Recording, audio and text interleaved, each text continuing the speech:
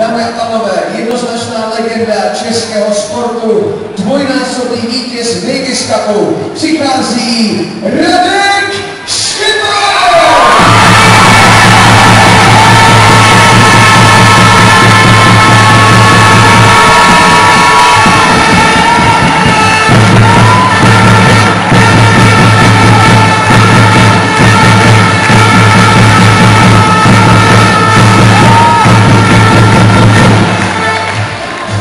Radek Štěpánek opět vítězná závěrečná hra, jinak já tady vidím i tvoje rodiče, které musím pozdravit, protože jsou jasnými diváky, těmi nejvěrnějšími. Co mi řekl vlastně rodiče po tom, co si vyhrál znovu ten pátý zápas?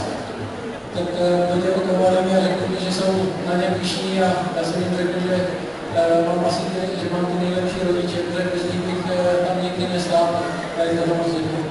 Já si myslím, že rodiče každý tam nezaslouží a jsou tady. Nicméně, tak se můžeme napolit, ale nebudu nezbavit, každopádně je tak si tež obrovský díky za to, že tady se tady prosím tě, kde člověk bere tu víru, že se to může dát znovu a kdyby ti někdo před tím rokem tohle oslavě v Praze řekl, že za rok to obhájíte, tak co to zkuze?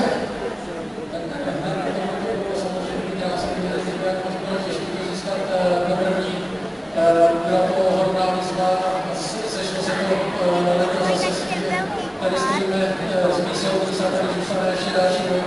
Je to velmi zmíraný, já jsem ještě tomu věřil, ještě navíc vlastně v operaci, kterou jsem měl na začátku roku, je to prostě žije se.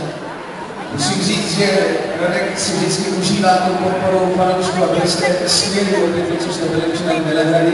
Tak co vzkázat fanouškům, protože v závěru tam panovala skutečně domácí atmosféra. Já bych vám všem, co se tam byli, co se tam viděli v televizi, to prostě chtěl moc poděkovat za tu podporu, nejenom teďka při finále, ale při všech zápasech, který hrál, protože vždycky jste byli nedílnou součástí našeho týmu a ta věrnost, kterou nám projevujete a s tím, jak fandíte, tak si to můžu, že jste nejlepší fanoušci na světě a vám tam